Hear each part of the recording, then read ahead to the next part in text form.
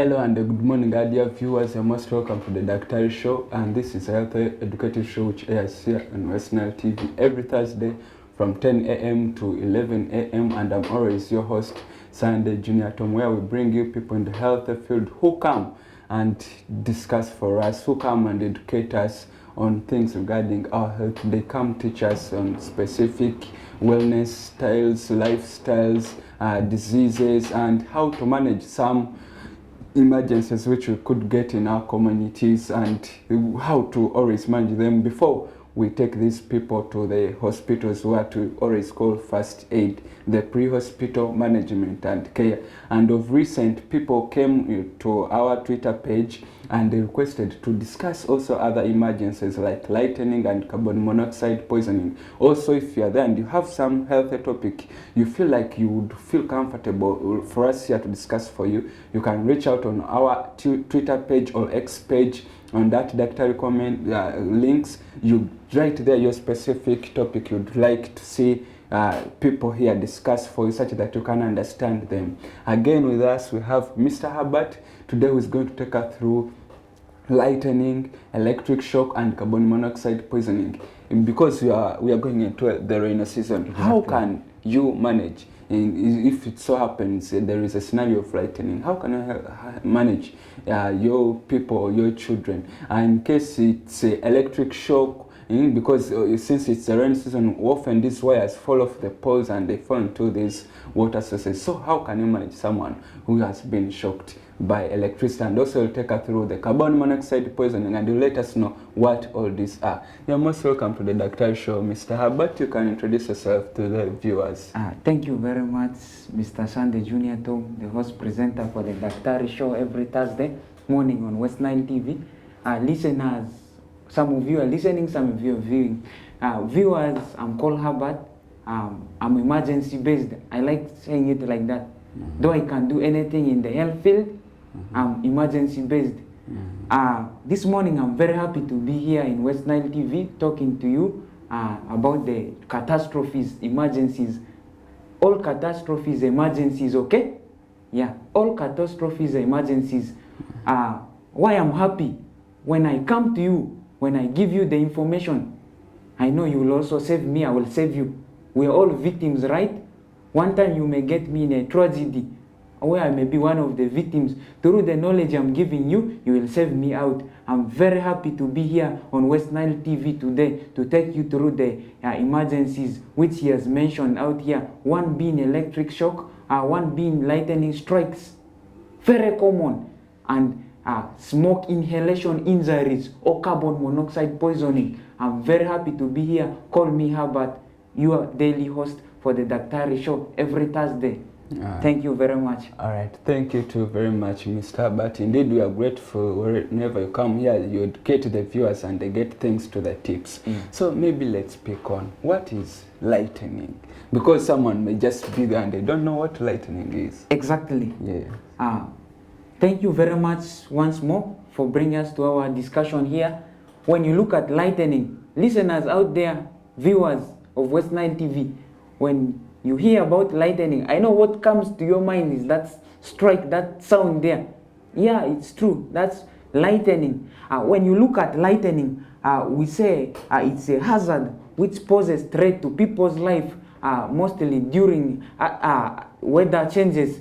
Yeah, it's a hazard which comes as a result of electric charges in between clouds. It poses a threat to people's life. Why it poses threat? That people don't know how the injury is going to happen. It's a threat. It happens abrupt. We call lightning, we say lightning is scalable.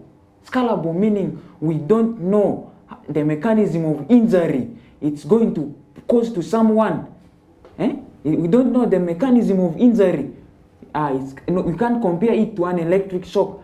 Briefly, lightning is just a charge between clouds as a result of electrons causing a strike.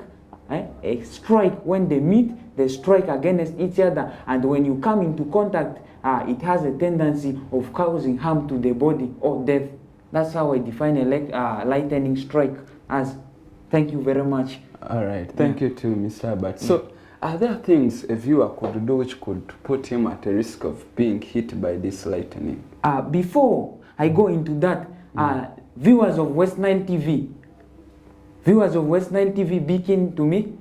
When you look at background of lightning in Africa, lightning is often associated with myths. By that, there have been tradition that could be witchcraft. Exactly. When you look at lightning in Africa, it was associated with color. Do you know what I'm meaning, listeners and viewers of West Nile TV? When I was a young boy, we had a strong belief whenever it is coming to rain, when we used to put on red clothes, we go and change. That's what our elders used to tell us. They tell us, you people, when it's raining, when you put on red, you stand a chance of being struck by lightning. But when I came deep, when I started following lightning detail, when I looked at background of lightning in many African countries, that was the key myth people were holding. Unauthored by the basic primary education of Ministry of Health, Ministry of Education and Sports. One time in 2001, also wrote about it. Said that in a year back, those days, in Uganda, there were 3 schools which had a terrible lightning strike. When they came to a common understanding following the myths, all these schools were found to be putting on a green uniform. From there, these people strongly believe that lightning is associated with color. It's a myth. Today I'm telling you, lightning is a myth when you relate it to color. Secondly, when we were kids, when it's raining heavily, when we used to hear thunderstorms and lightning flash, when we keep talking about it, our elders tell us, you people, you keep quiet, don't talk about lightning. You're attracting it. It's a myth. Today I'm telling you. And lastly, people say lightning is a curse or a demon. I want to come to you, I want to bring you that point. Have you seen an instance where it's raining? When it's raining, it stops. It's drizzling, and then lightning storms, lightning strikes stop, the thunderstorms go away. But someone comes out, that person is struck by lightning. Now people come to a conclusion, they tell you, no, it stopped raining, this person was struck, it's a demon. Never, it's not a demon. Experts say, lightning experts, the ones who have studied the physics of lightning, they say, when it rains, after the last thunder strike, the charges of the lightning, they linger in the sky for 30 minutes. The moment when you come out, I tell you, lightning has 2 factors, key factors. One is height and isolation. When you come out and with your height above the ground, when these charges are lingering in the sky, they linger around there for like 40 minutes. Then sometimes you may come and you come into contact with these charges. That's how you end up being struck by lightning. So like you're a conductor. Yeah, you're a conductor. It strikes you even when it has finished raining. So the experts say, when it rains, you have to keep indoors for 30 minutes after the last thunder strike. That's the way you will prevent lightning strike. Basing on the myth, people always associate it with curses and demons, especially when someone is struck by lightning after the last rain, or when the sky is almost clear. It has stopped thunderstorms and the lightning strikes. That's one of the myths people hold there. That's briefly what I can bring about the background of lightning, following the myths and misbeliefs about lightning. People still hold outside there. Thank you very much, Mr. Sunday, for bringing me to this topic of today. Correct. Thank you very much, Mr. But hope our dear viewers are getting clarity on these methods, because some were letting it actually to witchcraft and colors, you have said. So now, as you told us that it is maybe height. If you come out, maybe you are the tallest among the people around, you could be at risk of being struck by this lightning than the short ones. Are there other risk factors, or it's mainly height? When you look at lightning, lightning strike, the ones I've gone through, so far, when I started my career, I started working, being an emergency based, I've so far encountered 3 lightning strikes, of which 2 survived, 1 died.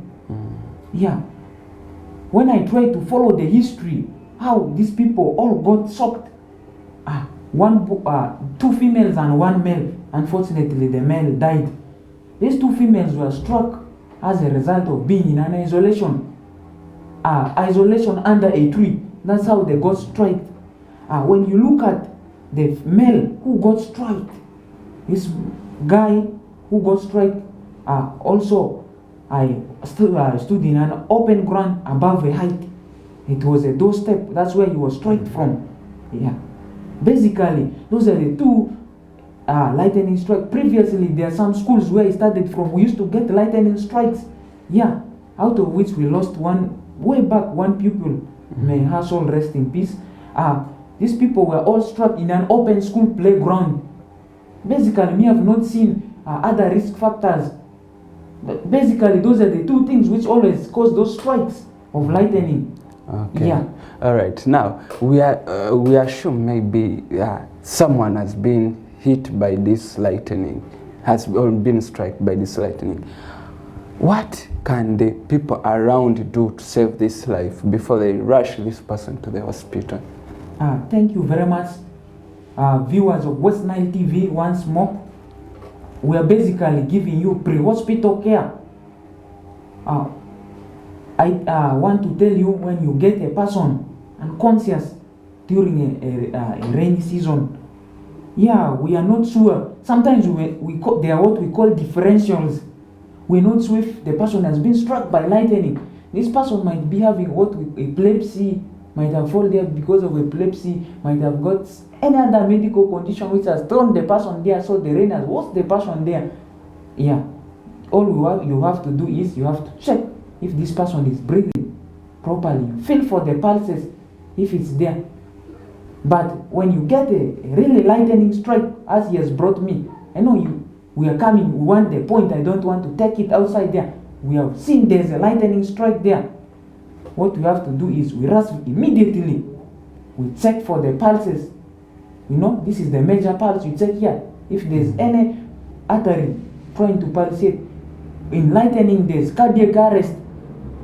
What we do in that cardiac arrest, we start immediate chest compression, what we call CPR. Last time you showed that. Exactly. As I told you, you put this person flat on ground. Flat on ground. Your right hand goes on the left, above the I call it the breastbone, where the heart is. The heart is on the left. You do rapid, aggressive compressions. You can do 15 to 30 compressions per minute, okay? We go 1, 2, 3, 4, 5, 6, 7, 8, 9, 10. 1, 2, 3, 4, 5, 6, 7, 8, 9, 10. 15 compressions, and you watch for the chest rise. While you are doing a CPR, you are doing there's cardiac arrest. You want to keep the heart active. The heart will pump where the person is going to gain life from, okay? And I'm giving you a task. When I was a small boy, I used to hear from people, when there's lightning strike, the tank goes down. Hold the tank and pull it back. No.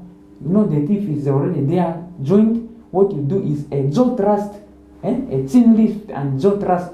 Have you seen my hands here? I place it here, okay? Have you seen how I'm supporting? I pull it. I'm creating the airway open such that this person keeps on breathing, okay? Those are the key things you have to do. As you're doing your chest compressions, remember, referral is a key priority.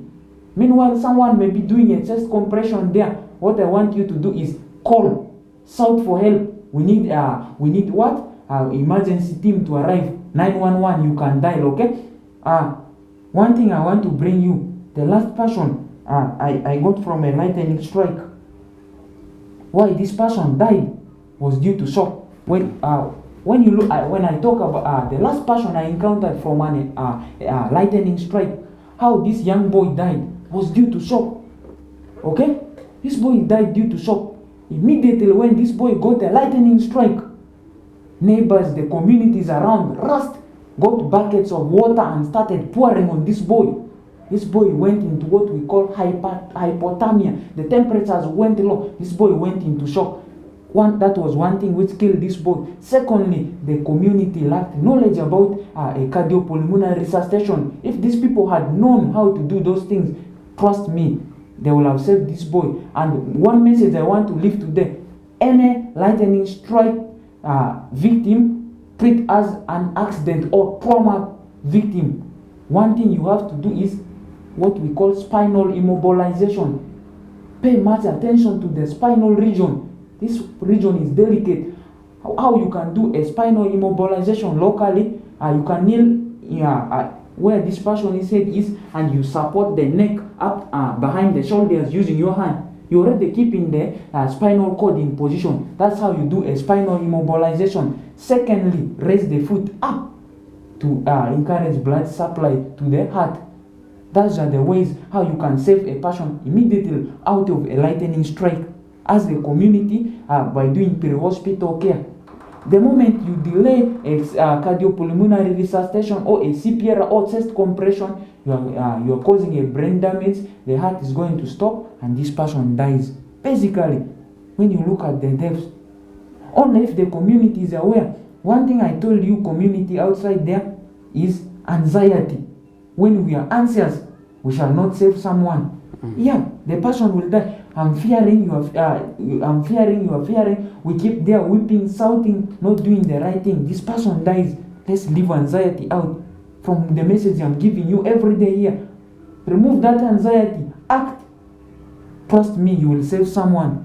Yeah, thank you very much. All right, Yeah. Thank you too very much, Mr. Abbott. So, but though, like in case of that scene, some people are always like afraid to hold these people have been hit by lightning, that they may also put themselves at risk of being hit by lightning. How could that be true?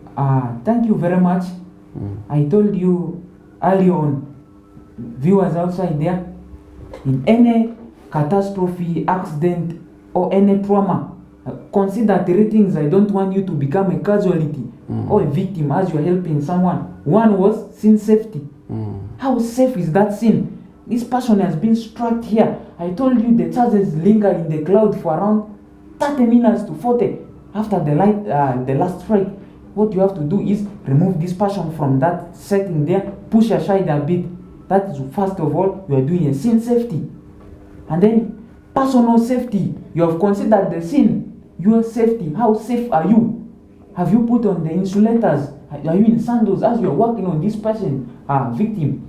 Yeah, that is your personal safety. And then consider the victim and bystander safety. Bystanders, there are some people who are going to come near you. Consider their safety also. Yeah, you are right to fear a person being struck by lightning, to go and touch. You have the right, but I just want to give you one message. Pick that person aside a bit. Consider it as a scene safety. Simple. Okay. There's no need to fear people who have been struck by lightning. Okay. Yeah. All right. Thank you for the clarity, Mr. Abbott. So maybe a viewer may be asking, you have taken us through that pre-hospital management. Is there some specific management you always give these people when they are admitted in the hospital? Thank you very much. Yes. A lightning strike. Why should you bring a person struck by lightning to the hospital? When you look at lightning has a tendency of causing multi-vital organ dysfunction.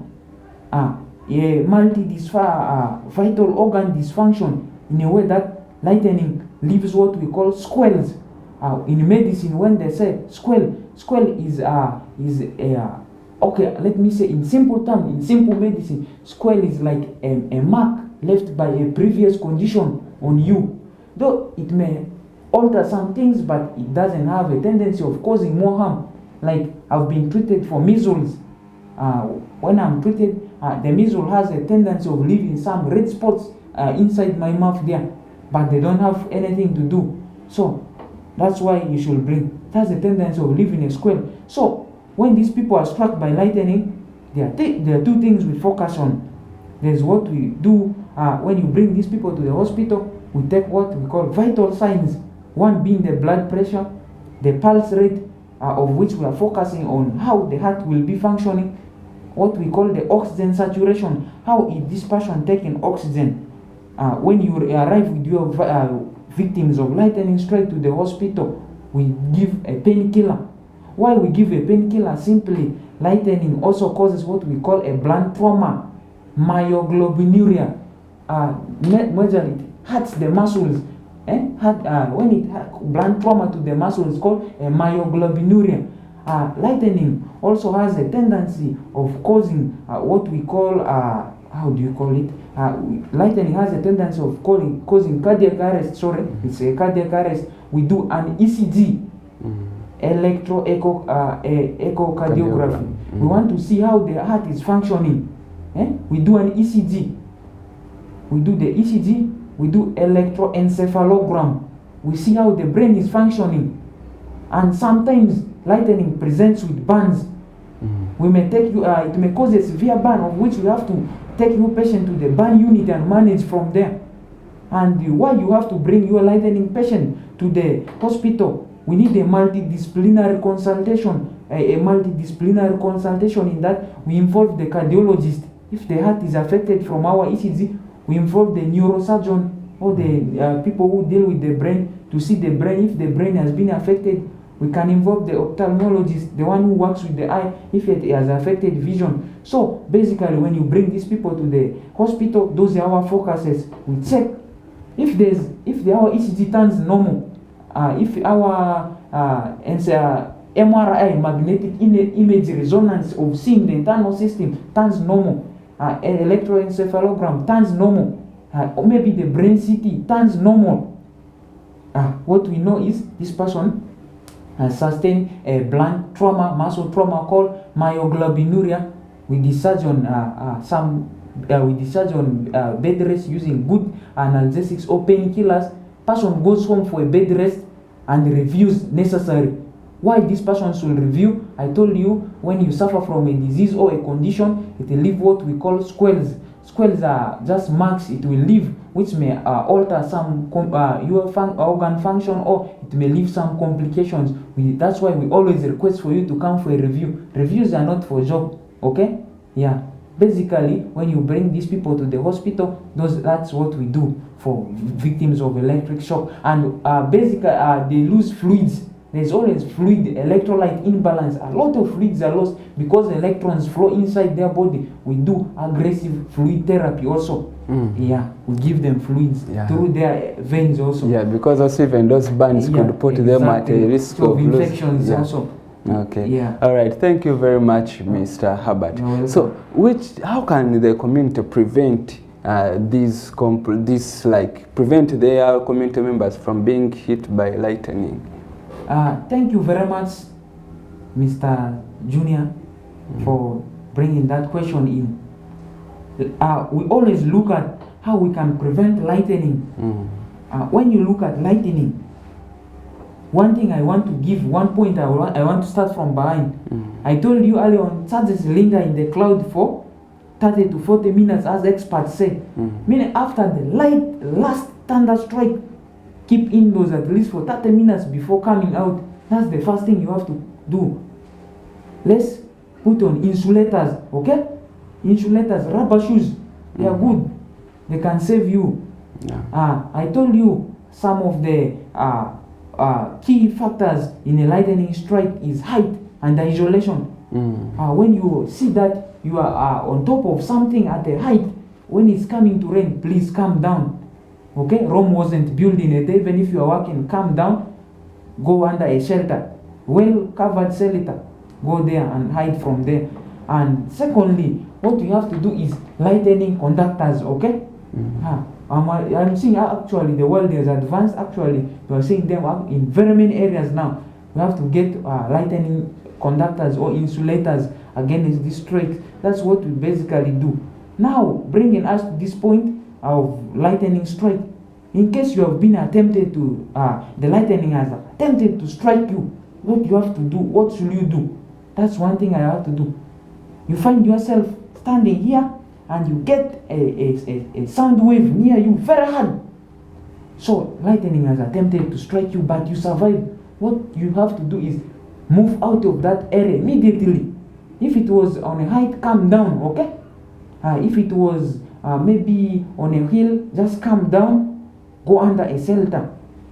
Never attempt to throw yourself down straight because the lightning has attempted to strike you. Never stand up and run anyhow and coach your legs, your head in between your legs, okay? You squat down, your head goes in between and hold your ears, and you minimize your contact surface area with the ground, you minimize it to avoid that strike.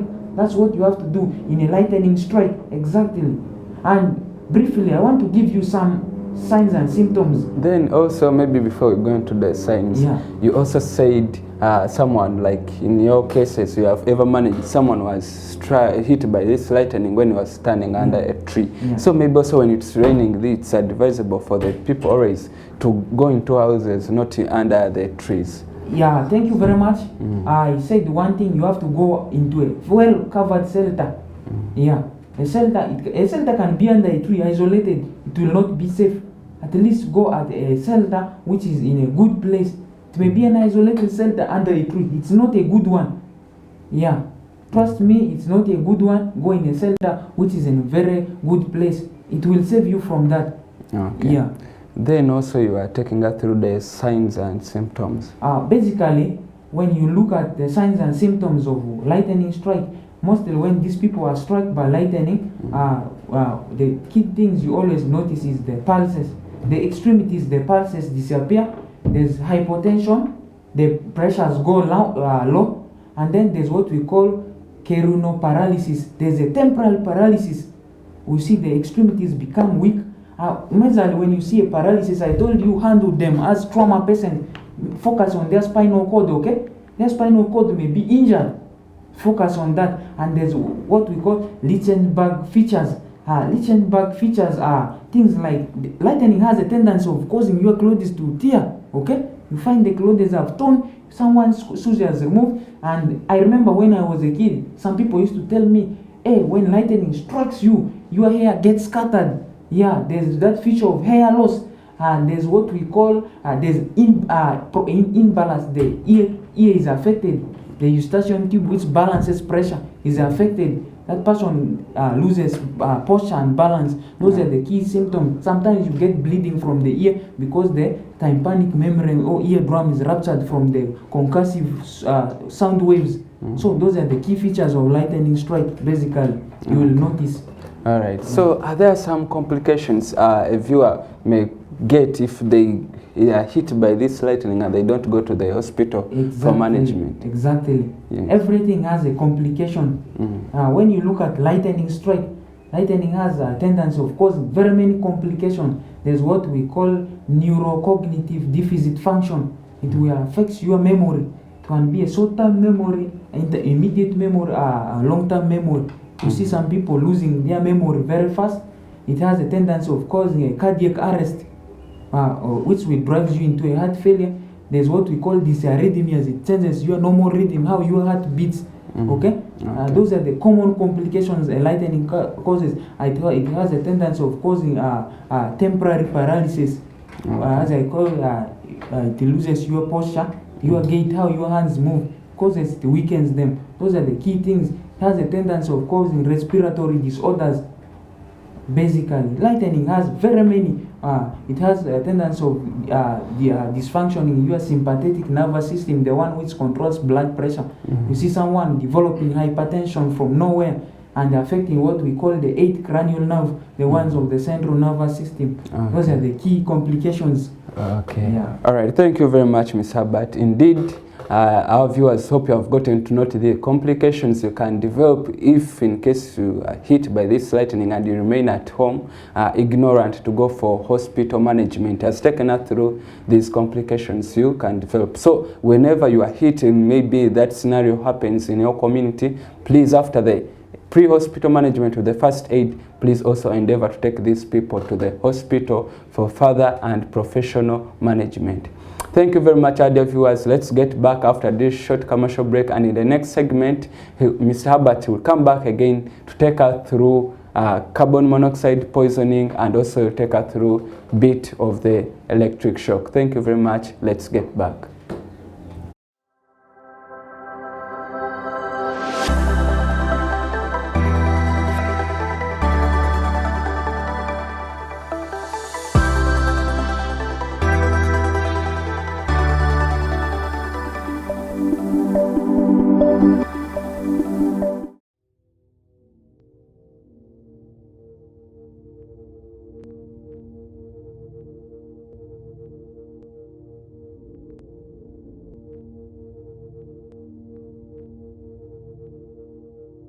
West Nile TV, lighting up the region.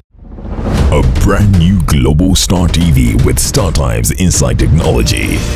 New TV innovation with an inbuilt decoder that connects you to both StarTimes antenna and satellite signal. With StarTimes Inside Global Star TV, you can enjoy over 300 local and international channels, 1 month StarTimes highest bouquet for free, automatic system update, more benefits, more affordable. StarTimes Inside Global Star TV is available in all StarTimes branches and dealers countrywide. StarTimes Inside, entertainment inbuilt.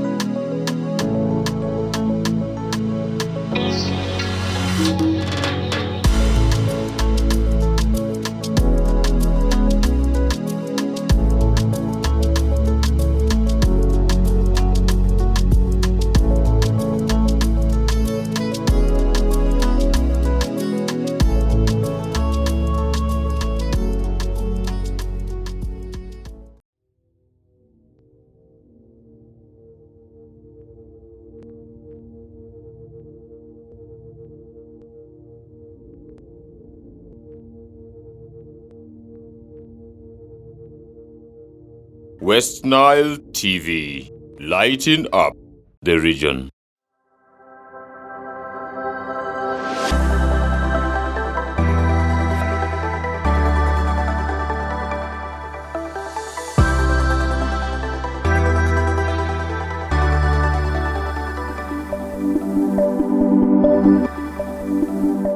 We'll be back, our dear viewers, from that short commercial break. It's still the Daktari show here on West Nile TV, and I'm your host, Sunday Junior Tom. In our first segment, we had Mr. Herbert taking us through lightning strike, how you can manage someone who has been hit by lightning, the preventive measures, and also the complications you can develop in case you're poorly or you're reluctant to go to the hospital for management after being hit by lightning. So in this next segment, it's going to take us through almost a similar scenario to lightning, which is electric shock.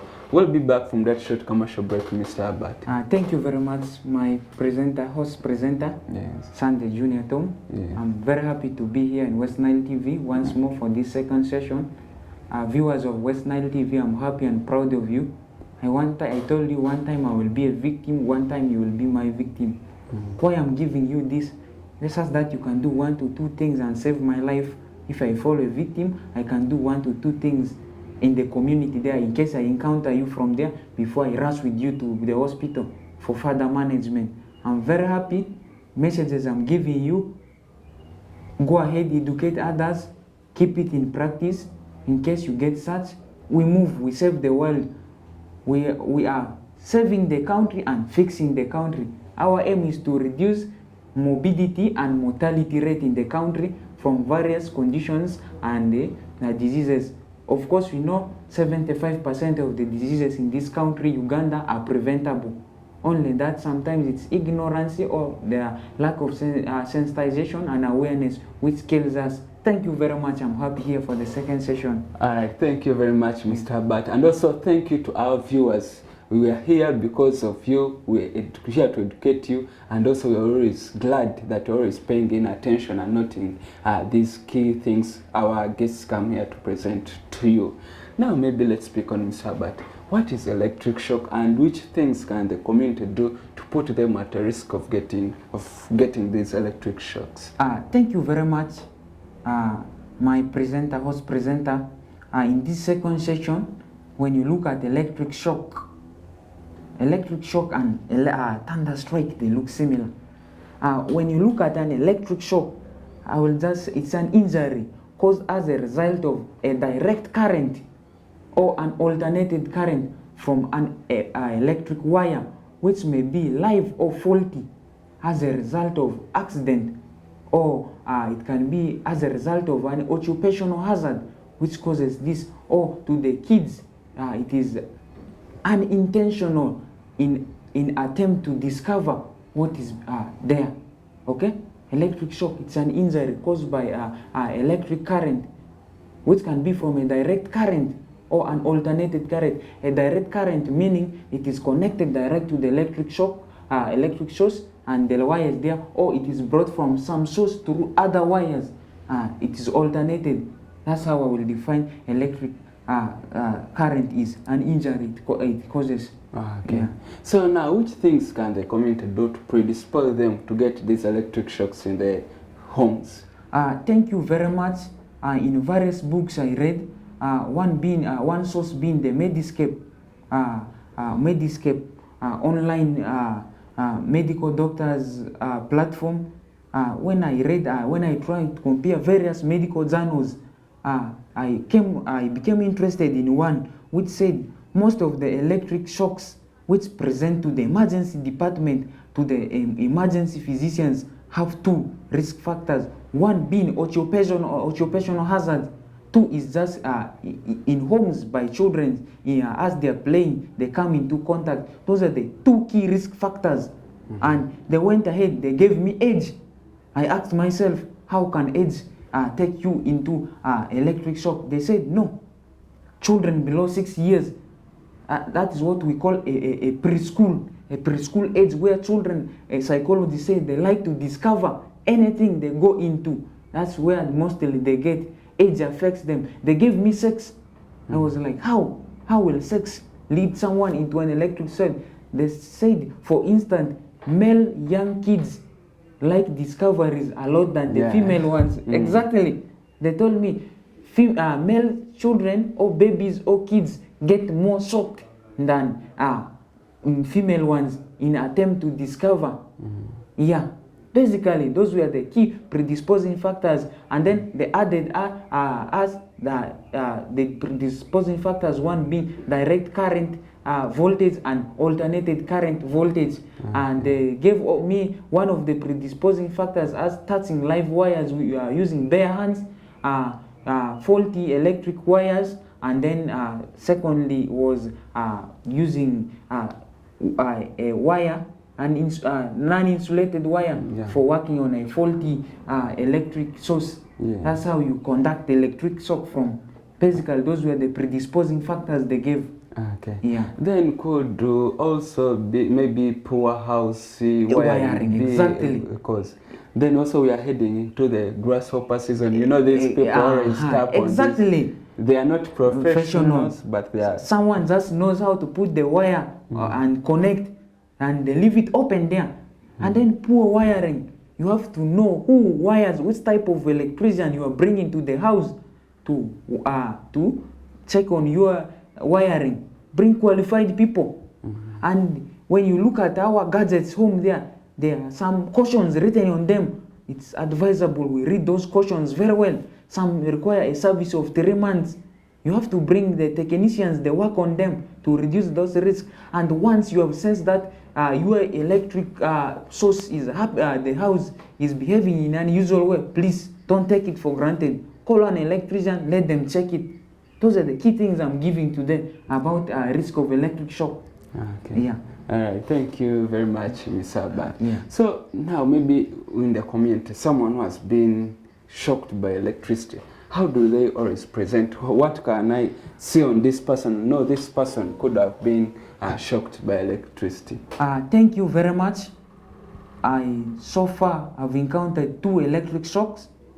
One died, one survived. May the soul rest in peace. As always, I talk about it. It was not intentional. He died, as I said, in an occupational hazard. How did he die in an occupational hazard? Before he presented, even when I looked at him, he died due to a negligence. A negligence, not his negligence, but the company negligence. Yeah, the type of bracing alone he had put on for working, they don't qualify to be for the site workers. There were no protective equipments, and that's how he died. Basically, the 2 electric shock victims I've encountered, they had a severe burn. That was the key thing they had.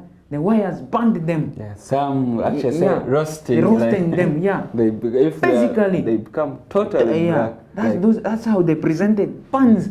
And there's a way you see them becoming dehydrated. These wires drained fluids from their body. Okay? Yeah, there's paralysis, as I told you. Canoe paralysis of the limbs.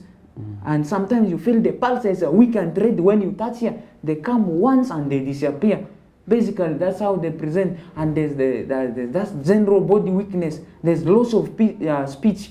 There's confusion, what we call amnesia. They lose some memory, bit of memory. That's how basically they present with burns you see on their body. And sometimes they just come with pupils dilated. One thing I forgot to tell you, when electric shock or thunder strike happens, the moment you see someone, you open the eyes and you see the pupils are fixed, the eyes dilated like this, please don't give up. Start my chest compression immediately. You stand a chance of rescuing that person out of it, by the way.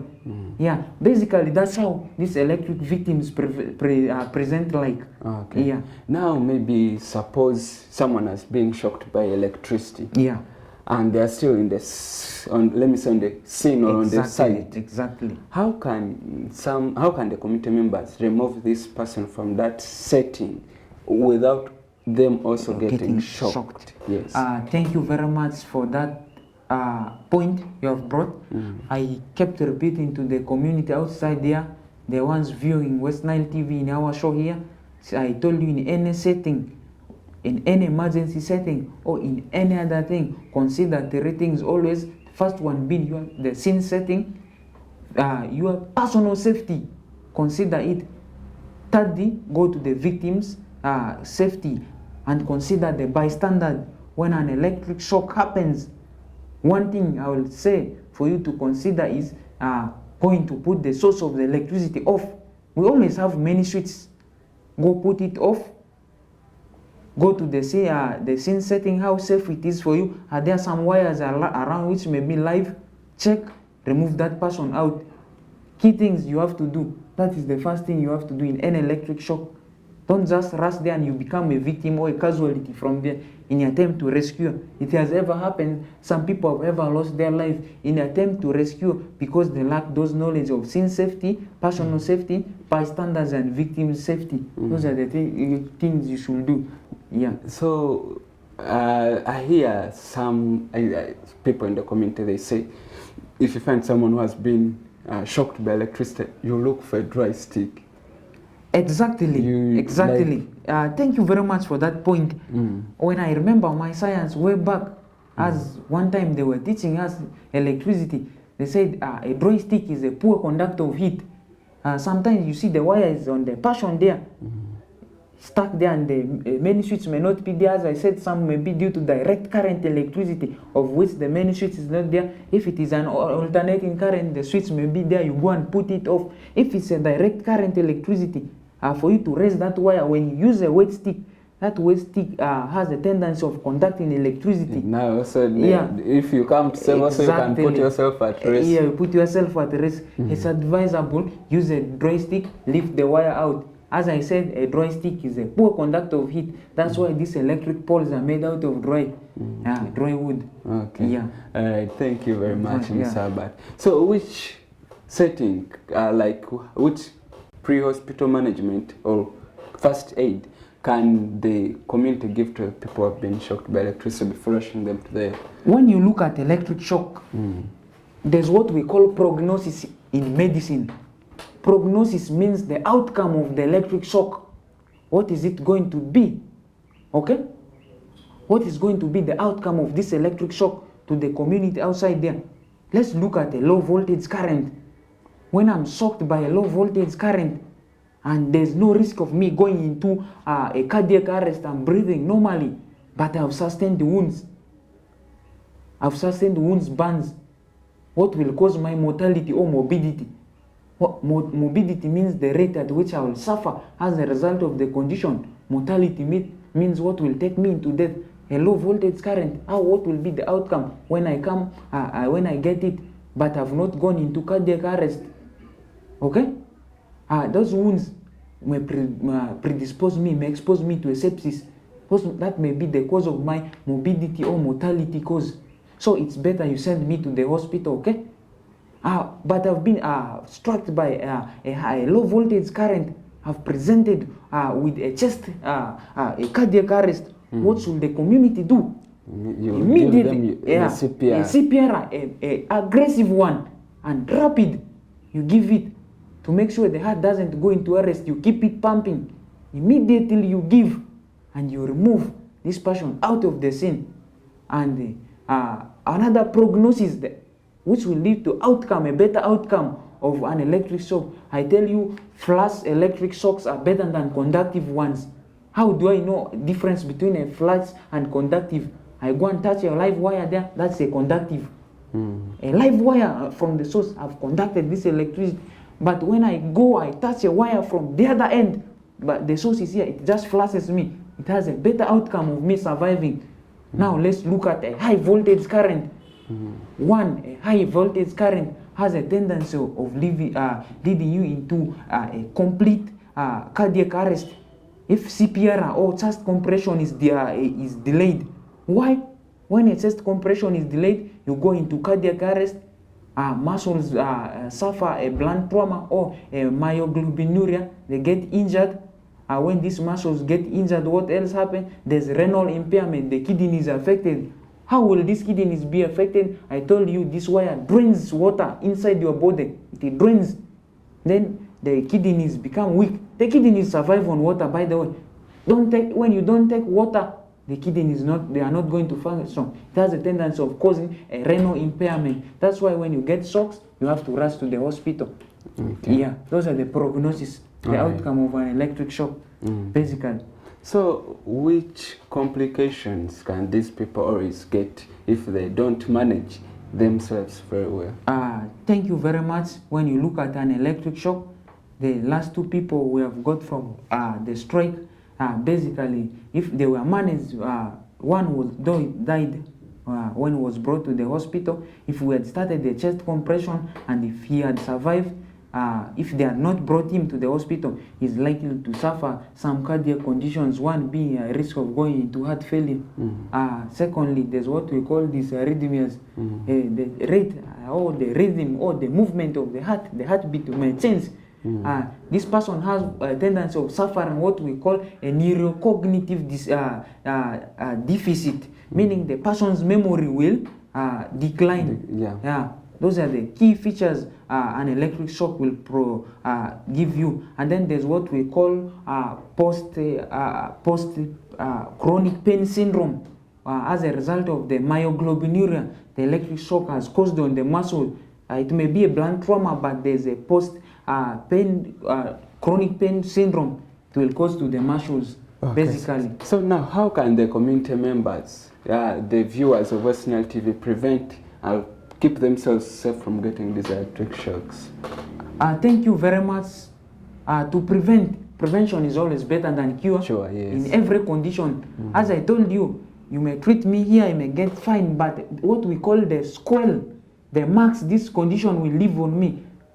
That's why it defends the point of saying prevention is better than cure, because the marks it will leave there will not be good marks, okay? Yeah.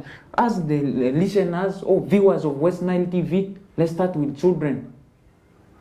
All the electric shocks that present to the emergency department as assessed by the emergency physicians, their research shows that there are only two people, there are only two causes: occupational hazards and what we call children exposure. How do we expose these children?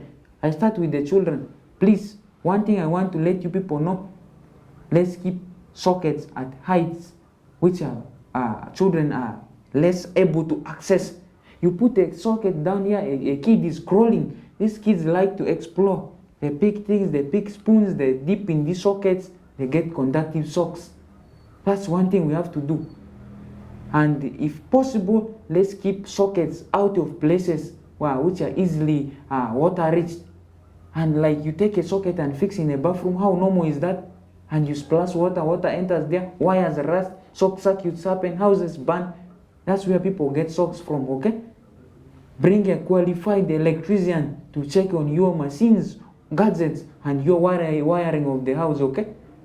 always use rubber insulators when working on your when you are working on your sockets or your electric gadgets. Okay, that's what you have to do. Those are the key things just in prevention. There's nothing much we shall do for an electric shock. And the community, I'm emphasizing there, the people we have lost due to electric shocks are only due to the lack of knowledge of the chest compressions or CPR. I'm insisting on that. That's why the last victim of electric shock I got, when I touched the pulses from the neck, they were absent. I asked what happened. They told me he was working on a concrete mixer, accidentally touched the live wire, was shocked.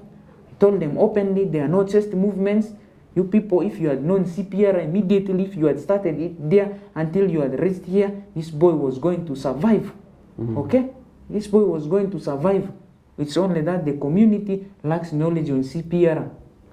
Yeah, the community, you have to know, as I told you, chest compressions, you keep the heart active from going into arrest.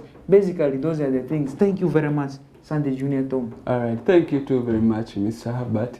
Indeed, it's exciting. Hope our viewers are getting to note mainly what he's telling us. You should learn to do a CPR. In case you meet someone who has gotten a cardiac, actually even last week we had a session here about heart attack. So when someone has a heart attack, they also emphasized our viewers to do a CPR, these chest compressions.